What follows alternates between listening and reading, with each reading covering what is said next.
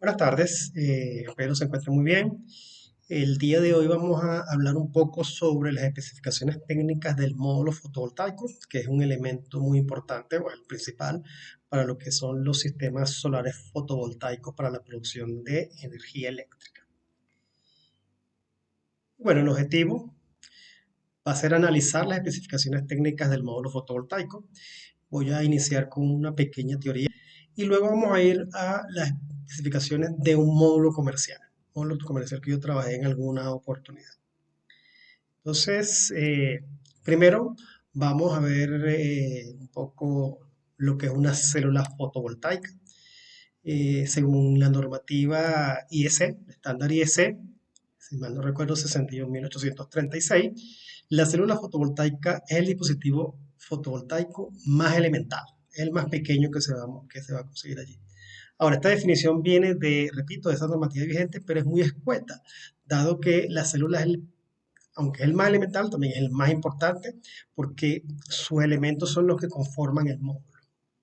Entonces tomé una definición de un libro de instalaciones solares fotovoltaicas de Castejón, y me dicen que la célula está compuesta por una oblea de material semiconductor, por lo general silicio, de un espesor aproximado de entre 100 y 500 micrómetros, en la que se difunde boro, que es una impureza trivalente, y me genera lo que se llama la región P dentro de la célula. Y sobre esta región se difunde una capa muy fina, entre 0,2 a 0,5 micrómetros de fósforo, que es una impureza pentavalente. Y esto me crea la región N. Y todo el conjunto me crea la unión PN. La unión PN, entonces, el elemento eh, que me genera o a través del cual se genera electricidad cuando en él inciden rayos solares, radiación solar por efecto fotoeléctrico. El módulo fotovoltaico es un grupo de células fotovoltaicas interconectadas y protegidas del medio ambiente. Y efectivamente, es la definición que está en la normativa o el estándar IEC 61836, que es el del conjunto de definiciones asociadas a los sistemas solares fotovoltaicos. Estos son dos elementos muy importantes en la célula que se produce el efecto fotoeléctrico, y el módulo es el elemento comercial que yo utilizo para generar o crear estos sistemas solares fotovoltaicos.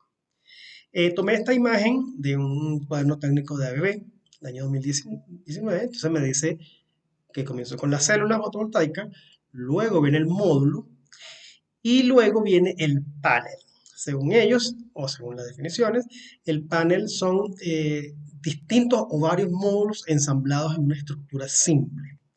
Entonces, hay una diferencia entre módulo y panel, que está definido acá. Y hago la aclaratoria porque hay algunos autores que dicen que el módulo es igual al panel. Pero yo me voy a quedar con esta definición que a su vez viene del estándar IEC 61836. Entonces tenemos célula, módulo, panel. Y luego la siguiente es el arreglo. El arreglo es un ensamblaje de paneles conectados en serie. Y de luego viene el generador fotovoltaico, que es un ensamblaje de arreglos conectados en paralelo para obtener la potencia requerida. La célula, ¿verdad? Según este autor, entonces, bueno, como lo dijimos previamente, está compuesta por dos partes, la región P, la región N. La región P es mucho más gruesa que la región N, pero las dos en el orden de los micrómetros. Y con su conjunto, porque es un conjunto, conforman lo que es una unión PN. O sea, esa unión PN te llegan los fotones, que es la radiación solar, y por efecto fotoeléctrico, siempre y cuando la célula no esté helada, sino que esté conectada, se va a generar energía eléctrica en corriente continua. Entonces vean que la célula es un elemento que está dentro de un encapsulado. Ya vamos a ver un poco más sobre eso.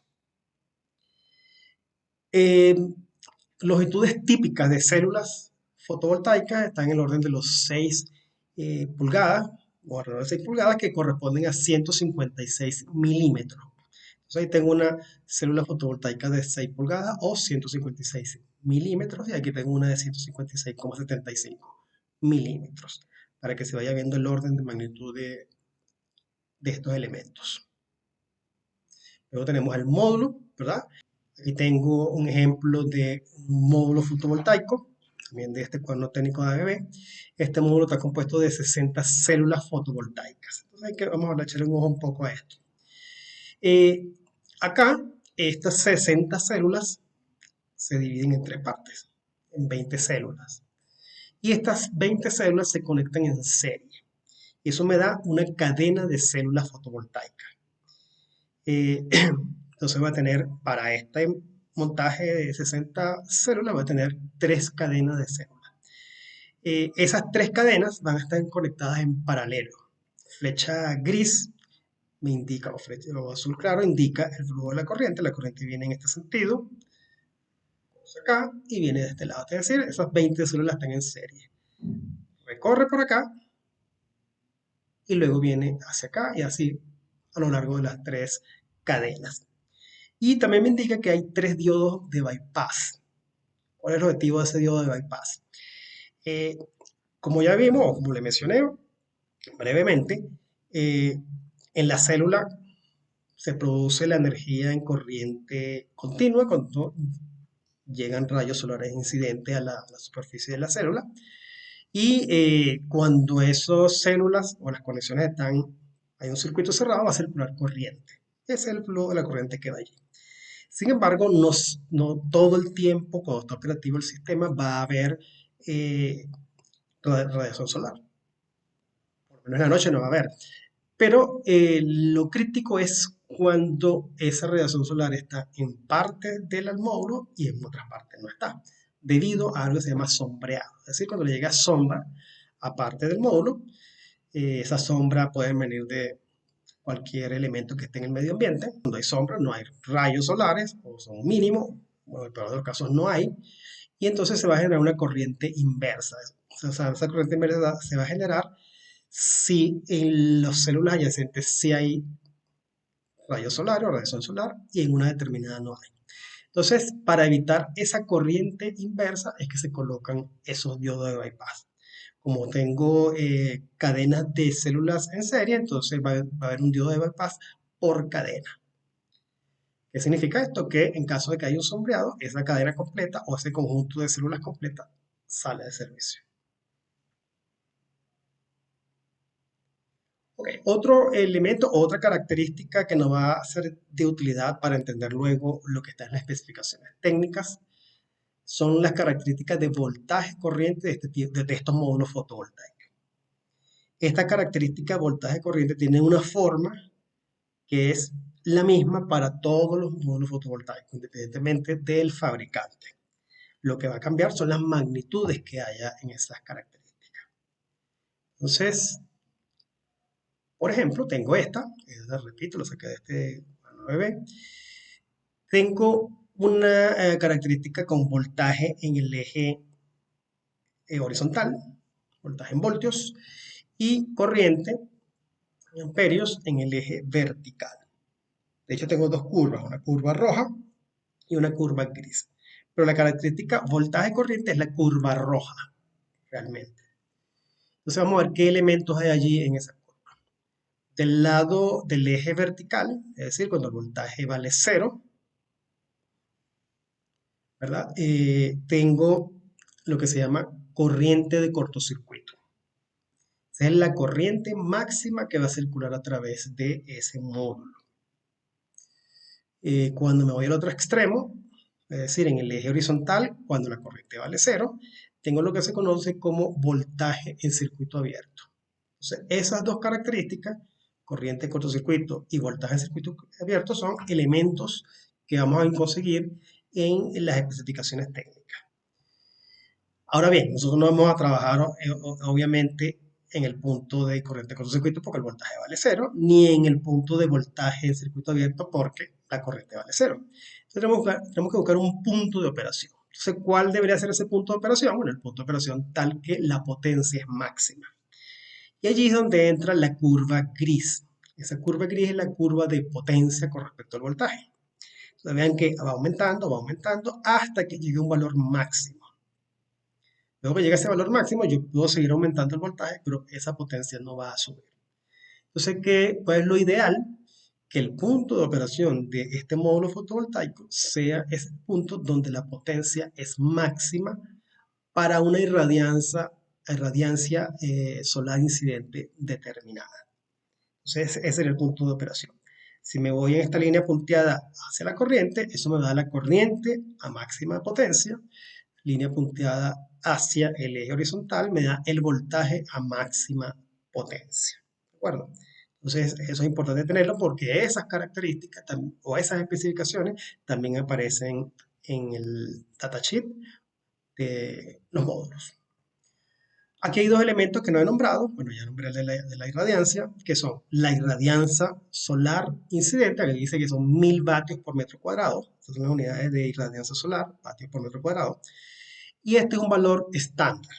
Y por otra parte tengo la temperatura de la célula, que sería 25 grados Celsius. Entonces son las características eh, estándar de estos elementos.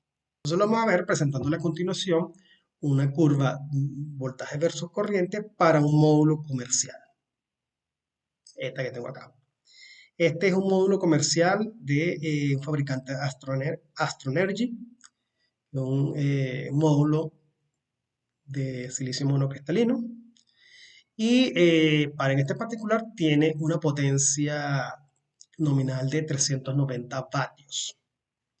Y ellos aprovechan y en la misma curva colocan la relación voltaje-corriente, pero también la relación potencia-voltaje. Bueno, similar a esta, pero además de ello, este fabricante coloca valores o curvas, mejor dicho, curvas para distintos niveles de irradianza solar. Entonces, lo que me indica aquí es que un valor máximo sería 1000 vatios por metro cuadrado, pero podría tener 800, 600, 400, 200 y cualquier valor intermedio.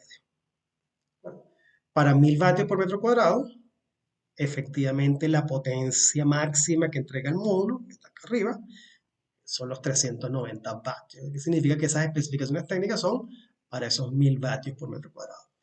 Pero, repito, a lo largo del día puede ser que esa irradianza varíe y puede estar por debajo de 1000 vatios por metro cuadrado. Por ejemplo, 800 vatios por metro cuadrado, esta sería la curva, voltaje corriente, y este sería el valor de potencia. El valor de potencia estaría ligeramente superior a los 300 vatios para un módulo de 390 vatios. Pero que repito, esos 390 vatios garantizados a 1000 vatios por metro cuadrado. Importante hacer la acotación, bueno, que por ejemplo en Chile se han medido niveles de irradiación solar por encima, hoy por encima de los 1000 vatios por metro cuadrado. Importante hacer esta acotación. Ok. Luego, ahora sí, vamos a pasar a ver las especificaciones técnicas de un módulo particular. Vamos a ver uno de modelos Sylvantis F-Series, de el fabricante Sun Edison. Y vamos a ver las especificaciones para módulos que van de 310 vatios a 335 vatios. Estos módulos tienen 72 células. Okay, entonces lo primero que vamos a ver de este módulo son los parámetros físicos. Los parámetros físicos, aunque no es algo que nos pudiera interesar a algunos electricistas, para el punto de vista de montaje y del punto de vista del diseño del sistema fotovoltaico y del punto de vista del cálculo de algunos indicadores de desempeño de los generadores fotovoltaicos, nos interesa sobre todo las dimensiones del módulo. Entonces, efectivamente nos da las dimensiones del módulo. En este caso, este modelo es de 1,97 metros por 0,99 metros por 50 milímetros. El peso es de 22 kilogramos, un módulo de 22 kilogramos, eso hay que tenerlo en cuenta para el montaje. El peso que, si lo estamos hablando de montaje sobre techos, entonces hay que tomar en cuenta estos pesos. El tipo de célula, de la oblea de la célula, este es monocristalino. CCCZ es la tecnología de producción de esta oblea para la empresa Sun Edison. El número de células ya dijimos que era 72. El material del marco es aluminio anodizado o una aleación de aluminio. El grosor del vidrio este que hablábamos, el vidrio temperado, es de 3,2 milímetros. Y el tipo de conector que va a tener este módulo es ese tipo que está allí. Luego vamos a pasar a características eléctricas. Y una característica eléctrica que se llama STC. Entonces, esta STC son condiciones estándar de prueba. Es decir, los fabricantes garantizan eh, estos parámetros que se indican en esta tabla, siempre y cuando las condiciones que haya en el ambiente donde van a estar estos módulos sean similares a estas. Es decir, 1000 vatios por metro cuadrado de irradiancia solar, los 25 grados Celsius de la célula y un AM 1.5. ¿Qué es el AM 1.5? El AM es masa de aire. ¿Masa de aire de quién? Masa de aire que los rayos solares cuando vienen del sol atraviesan la atmósfera y luego llegan a la superficie. Eh, esa masa de aire 1.5 se refiere precisamente a la cantidad, en líneas generales, aquí quizás resumiendo mucho, la cantidad de aire que se va a conseguir los rayos solares en su camino al pasar por la atmósfera y llegar a la superficie de la Tierra. Y el modelo, este me aparece 1, 2, 3, 4, 5, 6. Eso significa que esta tabla corresponde a 6 modelos de módulos para este fabricante. Vamos a quedarnos con el primero para concentrarnos, ¿no? Entonces, primero tengo la potencia máxima nominal, que fue la que vimos en la curva de característica de voltaje corriente, voltaje potencia. El primer modelo, el F310BZC, tiene una potencia nominal, condiciones STC, de 310 vatios. El voltaje a circuito abierto, 45,3 voltios. La corriente de cortocircuito, 9,16. La eficiencia del módulo, 15,8, ¿verdad? Eh, el voltaje en el punto de máxima potencia, 36,2, y la corriente en el punto de máxima potencia, 8,55. Entonces, el fabricante me da las características físicas, o mecánicas, podríamos hablarlo también, características eléctricas a condiciones estándar de prueba, pero también me presenta características eléctricas a condiciones de temperatura en la célula de operación normal, así le llaman estas nuevas condiciones. Y eso corresponde a 800 vatios por metro cuadrado, 20 grados Celsius, la masa de aire sigue siendo 1.5 e incorporan la velocidad del viento. Estamos diciendo aquí consideran una velocidad del viento igual a 1 metro sobre segundo. Entonces, además de las condiciones STC, también me da las condiciones NOCT. Entonces vamos a ver que la potencia máxima disminuye. Una para condiciones STC era de 310 vatios para este caso. Y baja hasta 225.1. La variación es drástica. Y eso tiene mucho que ver también con la disminución de la irradiancia solar. Porque como ya sabemos, la célula fotovoltaica lo que me convierte es radiación solar en energía eléctrica. Entonces, si la radiación solar disminuye, la energía eléctrica producida disminuye también. Luego el voltaje de circuito abierto pasó de 45.3 a 41.3. La corriente de cortocircuito pasa de 9,16 amperios a 7,43. El voltaje en el punto de máxima potencia ahora va a ser de 32,3 voltios, antes era 36,2. Y la corriente en el punto de máxima potencia pasa de 6,9, perdón, pasa de 8,57 amperios a 6,96 amperios. Entonces, el fabricante también entrega este tipo de información para que no nos quedemos solo con las condiciones estándar de prueba. Las condiciones estándar de prueba, eh, ¿por qué son importantes? Las condiciones estándar de prueba nos permiten comparar módulos de distintos fabricantes, ¿verdad? Y también se utilizan en los procedimientos de diseño del sistema o del generador fotovoltaico en general. Entonces hay metodologías para ese diseño donde se utilizan estas características que están acá. Sobre todo cuando estamos diseñando el cableado eléctrico asociado a la instalación, son útiles esta información que tenemos acá. Ok, luego tenemos lo que son los coeficientes de temperatura y los parámetros Temperaturas que son muy importantes para los módulos solares fotovoltaicos. Primero tenemos entonces la temperatura de operación nominal de la célula. En este caso es de 46 grados Celsius, más o menos 2 grados Celsius. Porque una cosa es que haya una temperatura ambiente, pero la temperatura en el módulo solar fotovoltaico, donde inciden los rayos solares, es mucho más alta. Entonces, en este caso es de 46 grados Celsius. Hay un coeficiente de temperatura para esa potencia máxima, que en este caso es de menos 0,45% por cada grado Celsius. Si negativo significa que si aumenta la temperatura, la potencia máxima que entrega el módulo disminuye. ¿Cuánto disminuye? En 0,45% por cada aumento de la temperatura en grados Celsius. Tengo el coeficiente de temperatura del voltaje del circuito abierto, también es negativo, 0,33% por cada grado Celsius, disminuye cuando aumenta la temperatura. Tengo el coeficiente de temperatura de la corriente de cortocircuito. Vean que en este caso ese coeficiente es positivo y es de 0,05% por cada grado Celsius. Aunque es positivo, es muy cercano a cero, porque 0,05% es, en magnitudes absolutas, es 0,05 entre 10, perdón, entre 100. La temperatura de operación, este módulo puede operar entre menos 40 grados Celsius y 85 grados Celsius. La clasificación de la caja de conexiones es importante. Esta, en cuanto a lo que es al índice de seguridad, o al índice de protección, mejor dicho, tiene que tener un índice de protección alto, porque ahí es cableado eléctrico que va a estar en condiciones de intemperie. Y por lo tanto, ese índice de protección es 67, que es relativamente alto.